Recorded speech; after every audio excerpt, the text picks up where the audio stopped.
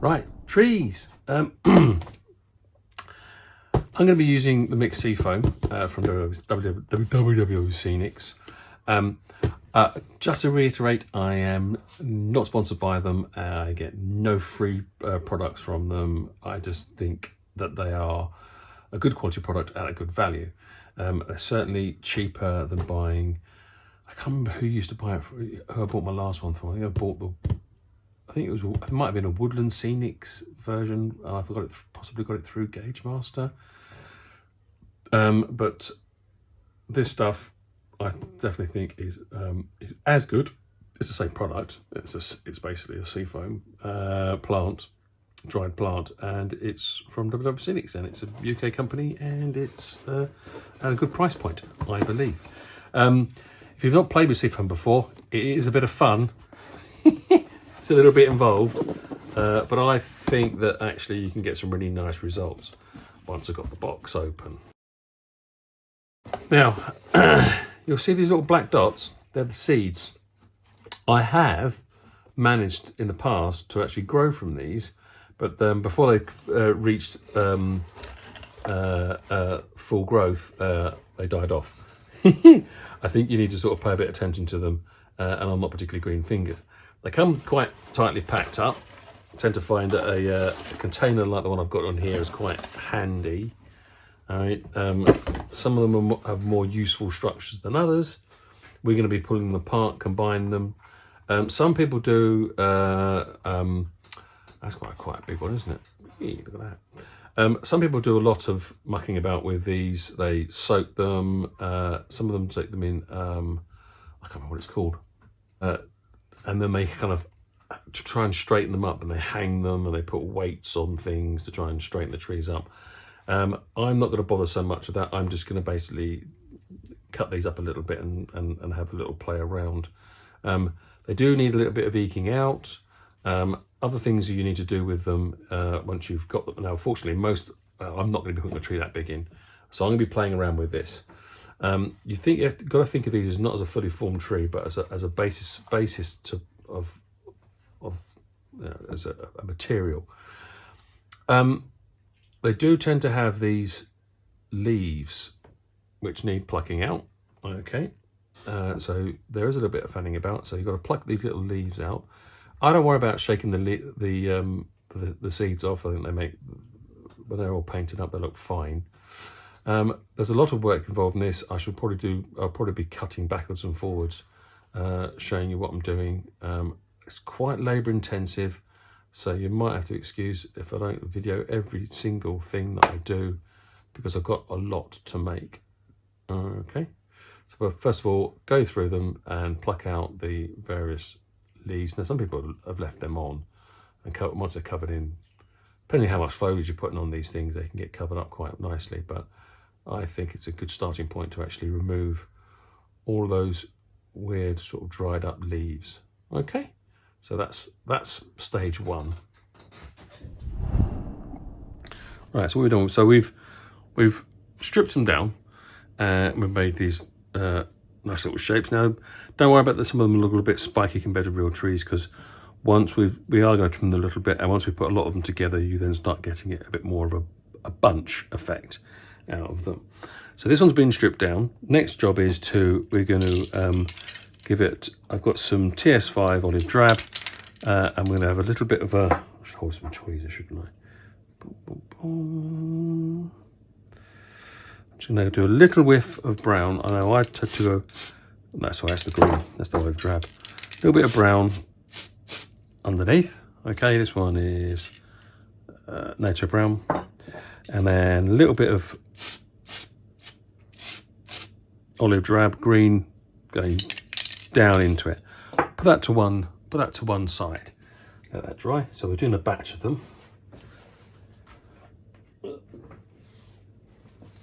Here's what I did earlier. Right, so this one's been sprayed up earlier. Right, as you can see, it's still really quite. These work quite well as, like, autumnal trees, but we want a bit more body to it than that. Let's go and get a box. Right, in here I've got my trusty WW Scenics Pro Grass box. If I'm prepping grass, then I would be sieving this, because it does come out a bit lumpy. But when you're doing trees, it's not so much of a problem. Now I'm going to be using, because it's quite a neutral thing, I'm going to be using the patchy, 1mm patchy.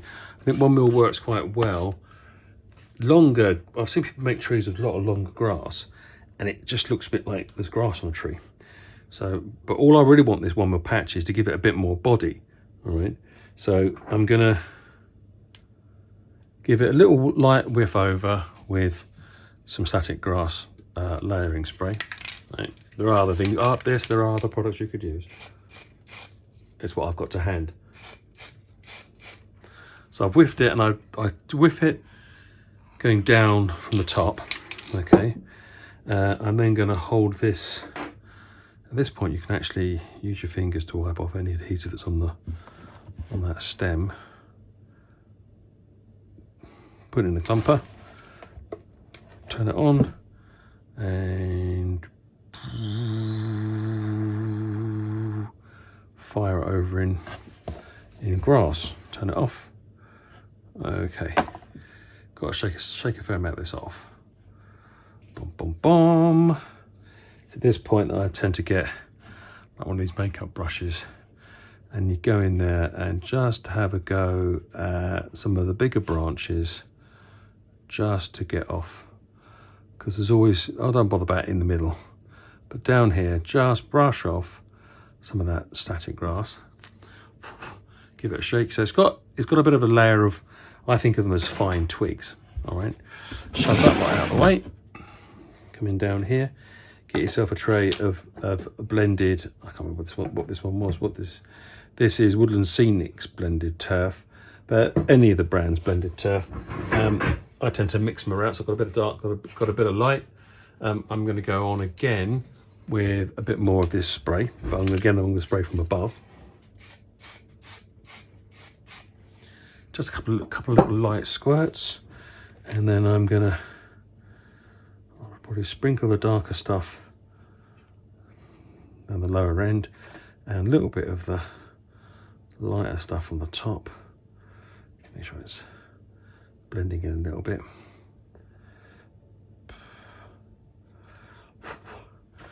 And there is a quick and easy tree. Now, once you start to get a few of these put together, these little bunches, and there's a bigger one I did earlier.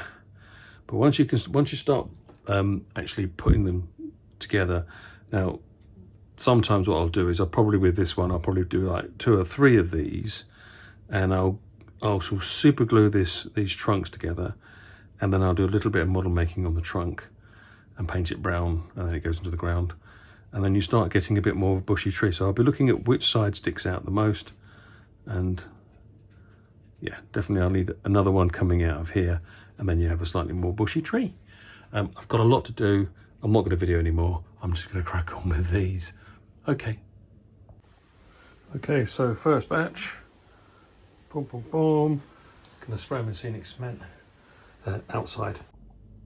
Okay, trees. Now, I've put one in. This is one that is overhanging the river, and I've deliberately, and I've got to make sure, I've deliberately trimmed it so that I've got to shift that bit.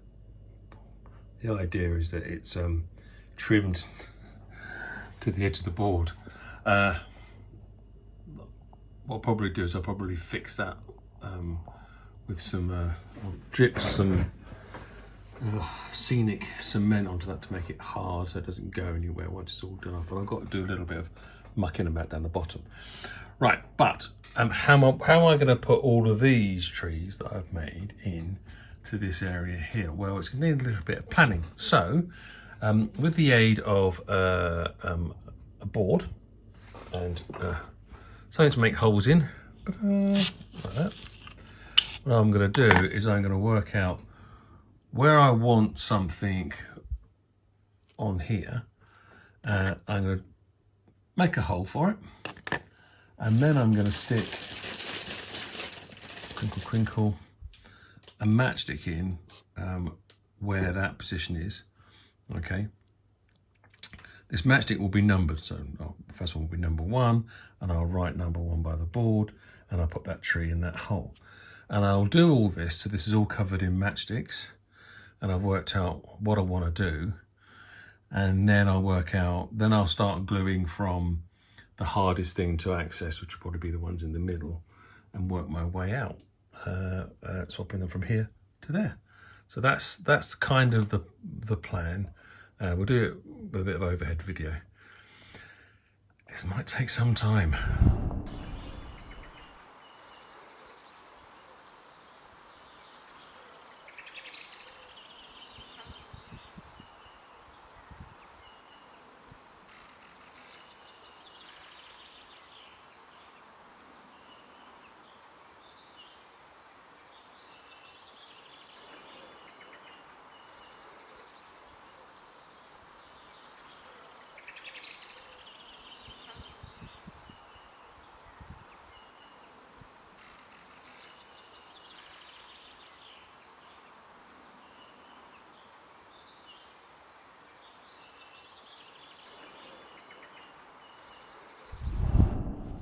Right, so moving around to the back side of the layout, I don't want to put too much here, because when it's viewed over the top, I want people to be able to see the bridge. But I do feel like this corner here, which is full of trees in the real world, needs more trees. Now, talking of trees, when you make them like this, when you're using the method of putting small grass on and then putting sort of like, things that are called leaves or scatter on top of them, you can get, and particularly with this what do you call it, this, let's say, sea cow. I'm so tired. Oh, what's it called? Sea foam, not sea cow. Oh, help me. Right, sea foam can make some weird shapes. Now, that's okay if you're making a compact copse like this, because the only time you ever see really sort of almost perfect trees is when they're either growing on their own or when they're in a manicured place, such as, in a park, or a posh farm, what do you want to call it, a driveway or an orchard. There's lots of places where you see manicured trees standing perfectly nicely on their own, but when they grow together, they quite often, if you were to pull a tree out of the way, you'd find that it would be a weird shape. It's only grown out of one side.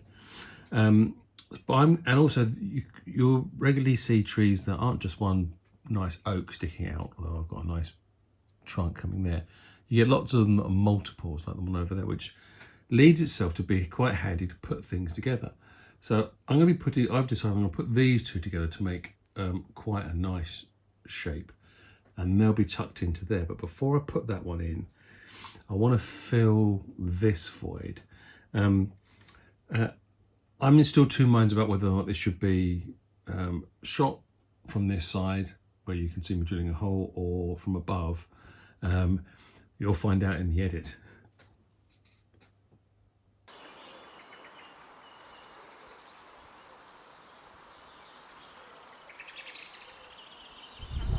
Okay, I've been putting it off for long enough, got to do some painting. Right, so before we go through what we're going to be painting and why, we're going to go through how I've set myself up for this marathon. Right, I've got my acrylics, my Tamiya acrylics that I think I'm going to need. I've got a few other enamels, which I think I also might need, just because I don't have. Yeah, there's one or two.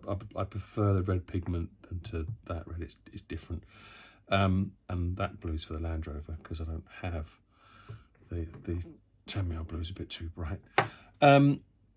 So we've got some Tamiya acrylic thinner. And we've got some Humbrol enamel thinners. All right, that's for just keep my brushes clean. Bit of tissue over there.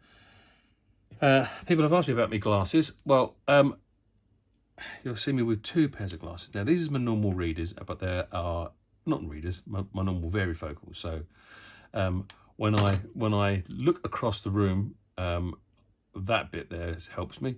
This is my sort of mid, and then down the bottom there is for the close-up stuff or reading. Okay, pretty standard fare. These are I actually managed to find that Marks and Spencer's do these, and these, but I'm sure other people do them as well. These are called a watchmaker's prescription. So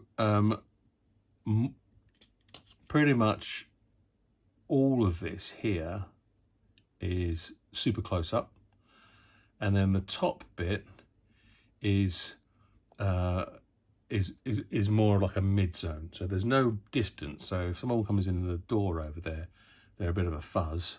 I know the general shape of my family, so that's okay. And I can look up and see a screen.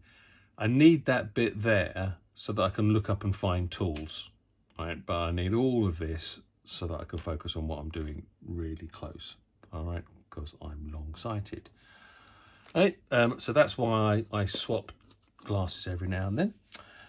Tools that we're going to be using, I've got my flat-bottomed snips. I think these snips are always the way I go. If you get ones where the bottom is flat rather than two angles on the blade which cut, that means that you can get real up close to stuff, like little hangnails. Obviously the trusty scalpel, don't go anywhere with that one. Funky little curved tweezers I find useful. Always have a blob of black tack around. Good old Costa coffee. These are perfect for obviously stirring paint, but I still be, and I don't use them the full length, generally I cut them in half for that, but I'll also be using these bit of double-sided on there, and I can stick the feathers on them, one or two, and I can actually hold the stick rather than trying to hold the little base that these things come on. And if they come off their base, then sometimes I'll blob them down on a bit of black tack. That's why the black tack's there. All right, that's helpful. Don't know if I'll use them yet. Some cotton wool buds for, or some tissue, or some cloth, or where's my dynamic brush? I can't. It's gone somewhere. I've got various other brushes that I'll be using, possibly for dry brushing and for washes. You know, quite often find that a nice loaded brush means you can work a lot rather than a tiny little one. Just use the tiny little ones at the end for picking out details. Right, we should have a chat about this lot. Now, that hurts. Oh, my wife's back's gone. I just rubbed her with some kind of deep heat type thing. I'll just rub my eyes. Cut. We're back in the room after washing my eyes. Oh gosh, that was sore. A bit silly. Jim apparently is going to leave it in. Right, got some packs of sheep from Modeloo. This is code 31201-120. I think they've got another one, but apparently this supersedes the other set. And I've got a few sets that I bought from Chris. Thank you very much, from Chris and Alan. But we've got most of them are stood up and having a look around, and there's one or two sitting down, which is quite handy under the bridge. They're going to be fun to paint. And the YouTube is involved. Well, obviously my team was Iron Horse and Jenny with me, and our kind of like the main camera assistant who did all the overhead shots, a bit like what we've been doing on this, was Zoe Kurt Robinson, which is Jenny's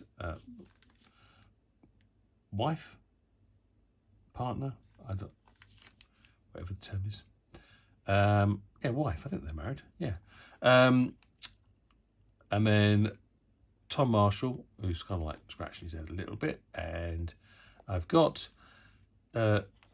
his teammates were, it says the LMM crew pack, but it's Laurie and I think it's Charlie, and Laurie was constantly, they were in kind of like in their sort of train uniform, and I managed to get a Ruston little Ruston 3D printed TT120 little version that was going to go on the layout, but so much ding dong on the RM web about having locomotives on it that I thought, you know what, I'm going to push the boat out with the Land Rover. I'll leave because I was going to have these two guys in a Ruston, but instead, because he's got his arm out, I shall have him trying to give Tom a secret cuddle.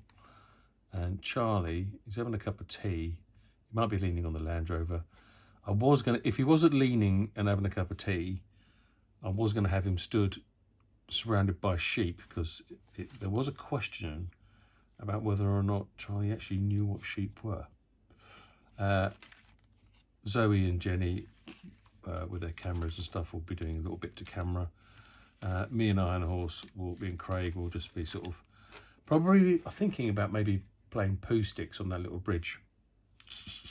Anyway, better go on with painting them.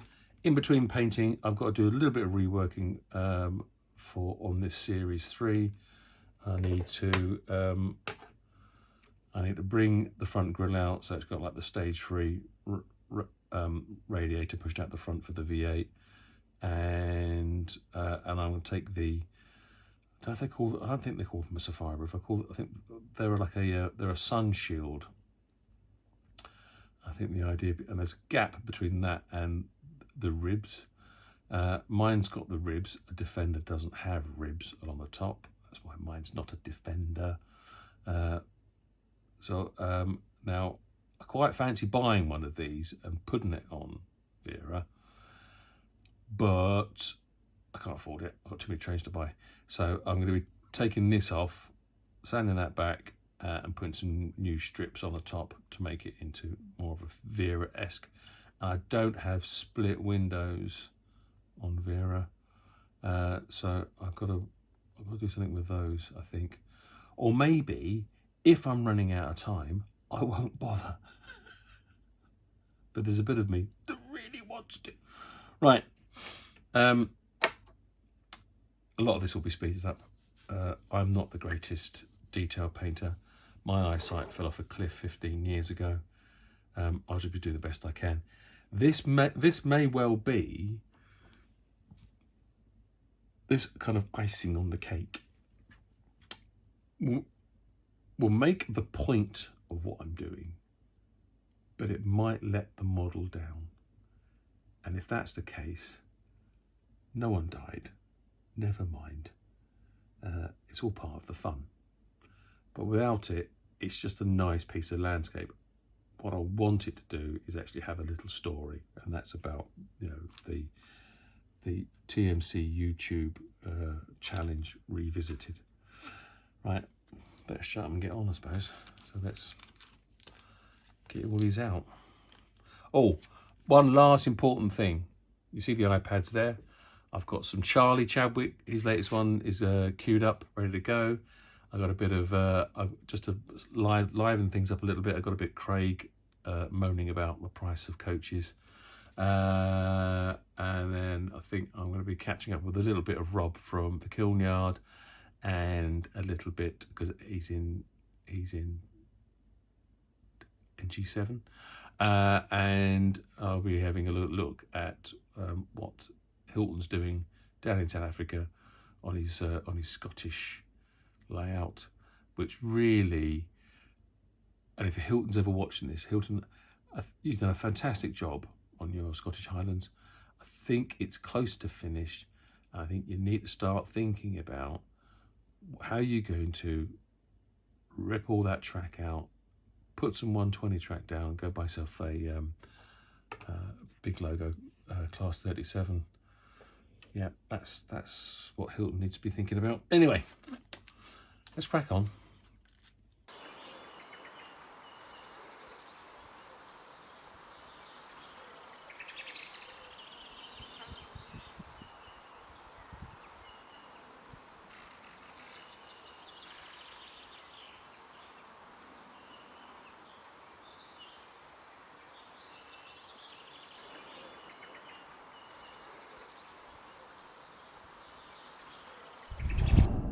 Right, I better speed things up, literally.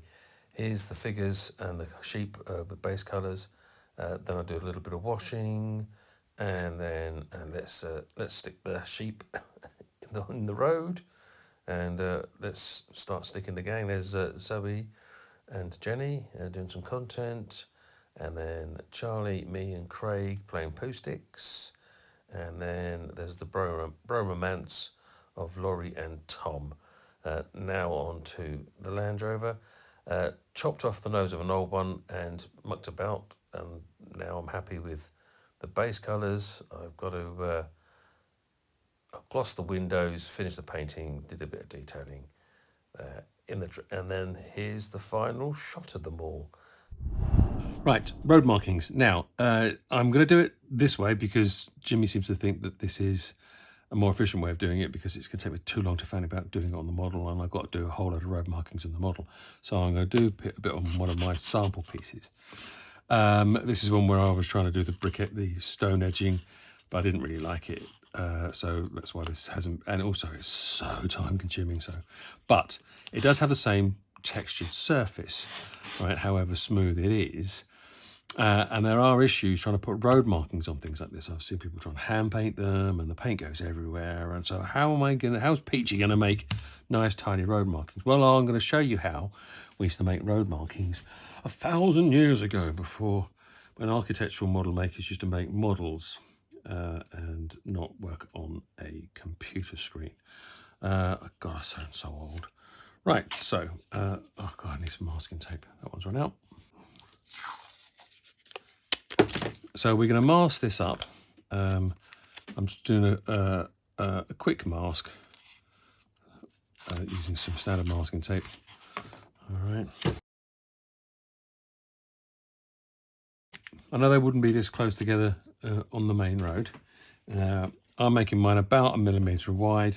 They're actually 0.9. I think in our scale they'd be somewhere around about 80 mil wide. No, I think no, more than that. But they'd be about 0.8 of a millimetre wide on. So I'm going to be using some 1 mil tape to get my lines. Right. Anyway, this is approximately the size they're going to be. All right. Now, if you take good old traditional paint or spray or anything like that, and you get yourself a little bit of white paint, and you blodge your white paint on there like that. Okay, and you want to get a nice whiteness of it. Not very. So you're trying to get a nice white cover on there, right?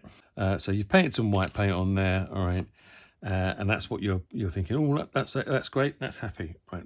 But that's not what we used to do during the old days. What we would do in the old days is we get that can of lacquer out again, give a little whiff of lacquer, but I'm going to let that go off for a little bit. I'm going to just keep an eye on it.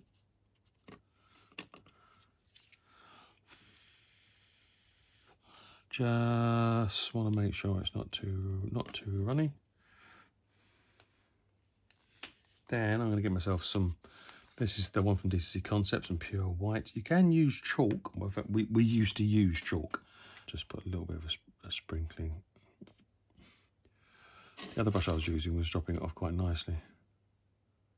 And I'm going to just put a little bit of white powder on like that. White lines blow away.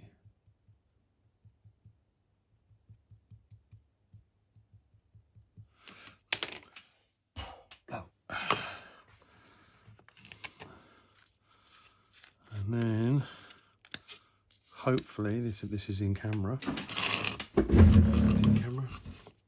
Right. And then we're going to peel this back. And what I'm expecting to see, yay! So there's the painted one. And there is your dusted one.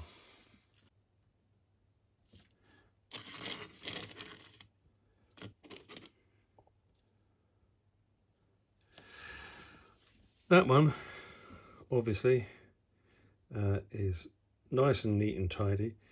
but also it's not glossy. It's not like you'd get from painting paint. You can see what happens with the painted one. It just runs. It just, even with the masking as tight as possible, it still soaks into the product. Right, so if I can get a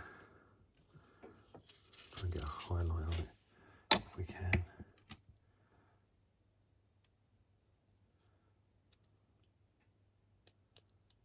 And of course, it's really quite tight to the surface.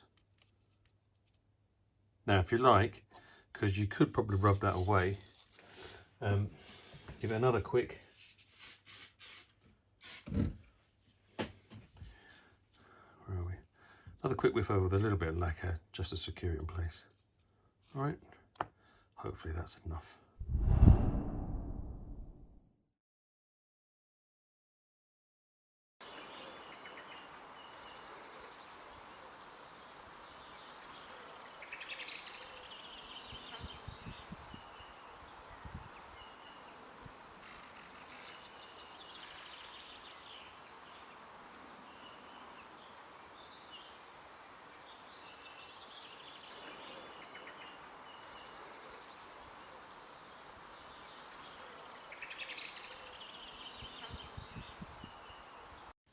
Final photo shoot time, and a big thank you to Black Country lad Martin for etching me a MDF Rail200 sign.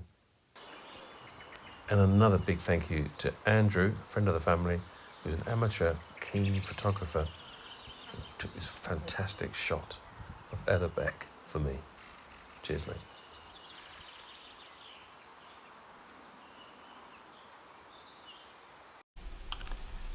And that is all there is to tell. I'll be on my way now, sir. I've got urgent business in the south. I have to meet a man at Marlborough Junction.